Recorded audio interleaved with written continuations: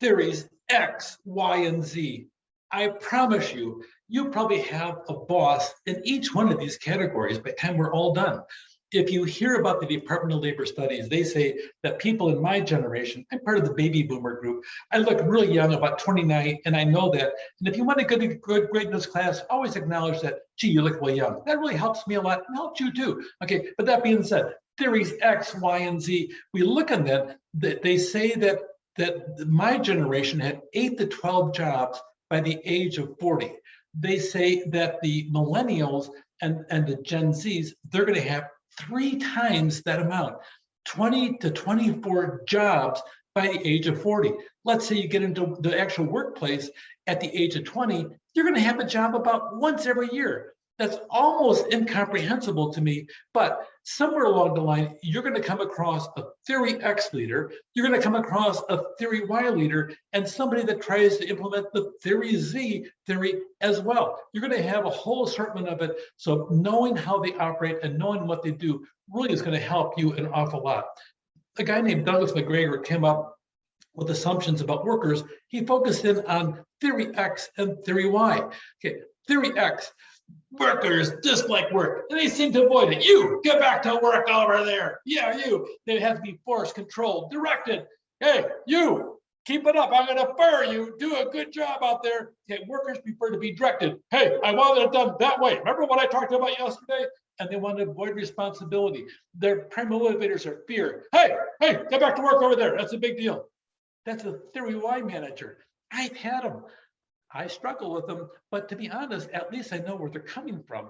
That being said, you also have the theory Y manager. Hey, people like work. It's part of life. Workers, they look for goals to which they're committed. I want to make certain as a leader that I'm defining the goals they have. I want to sit down there and know that their goals have the rewards of the job itself, but I also have a whole compensation package built upon the aspect of perceived rewards as they go through. And you know what? Most people I come across, they seek responsibility. All of us like to have a challenge, and I want to give my workers a challenge every day at work. And you know what? They're really smart. My employees, they're smart. And then when I want them to use their personal creativity to solve problems. A lot of times I just tell them about the problem and let them come up with a way to solve the problem. I cannot believe how smart a lot of them are, because only part of their capacity and their brains and applying to the job is utilized. I want them to use all of it. And I know that people are very different and they have a variety of rewards. They react, hey, you, come back to work, do it now. Or, hey, come on, you enjoy this work, let's get this done. Let's work as a team. Theory X, theory Y. One is built upon fear and the other is built upon trust. Theory X, even though I make it sound harsh, sometimes they really like it in the aspect that people do. Charlie Ergen, the founder of Dish Networks, he really was the Theory X manager, micromanaged a lot of things, gave clear, specific direction, and they thrived underneath it. They make employees work long hours and a lot of mandatory overtime because we have to get it done to feed the company. People responded well.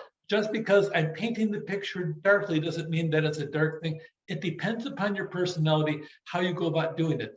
There's another theory out there with Auchi, which I think is a great study in cultural bifurcation of the workplace. Auchi sat down there, he adopted something from a guy named Willie Deming.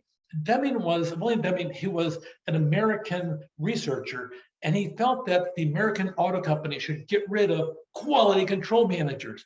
The quality control managers really should be the workers themselves. Every one of us should be responsible for our work.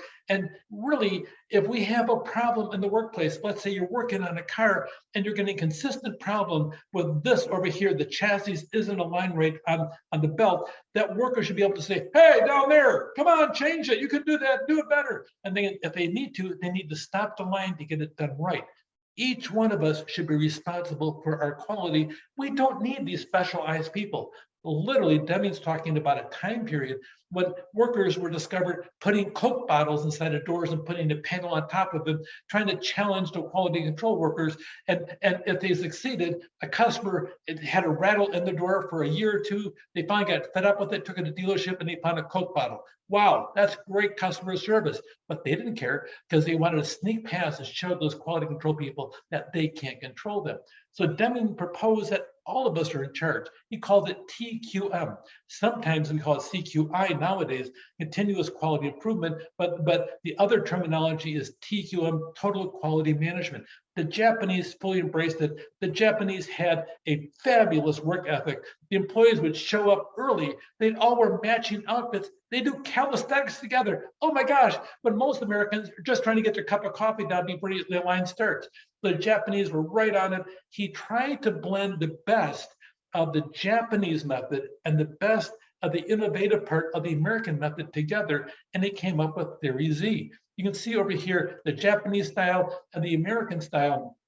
He took the best about the short-term employment, the lifelong commitment they had, consensus decision-making of the Japanese, and he combined them and he modified it into a model called a type Z. So by the time it was done, it was totally different. Now, unfortunately, shortly after that, a few years after the Type Z was fabricated out there and published, and a lot of people were drawn to it, Japan started adopting more American methods, and they had their first automotive layoff in Toyota in Japan itself, which shocked the entire country because people for a long time believed if I commit myself to the company will commit itself to me. And that whole thing of, gee, I committed myself to you and you lay me off, that did not sit well with the Japanese, where it became part of our life here in the United States. So it changed quite a bit, but Theory Z is based upon the premise, by the time it's all done, that pretty much you have lifelong employment, but you also need to maintain that innovation style.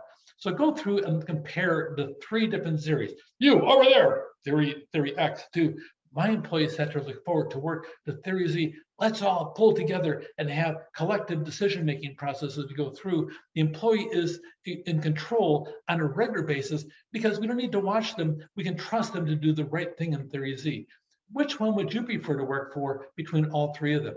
Theory X, Theory Y, Theory Z? Know about Deming the quality. These are the things for this section over here, because you're going to have one of these managers no matter where you are sometime in your lifetime. Take care.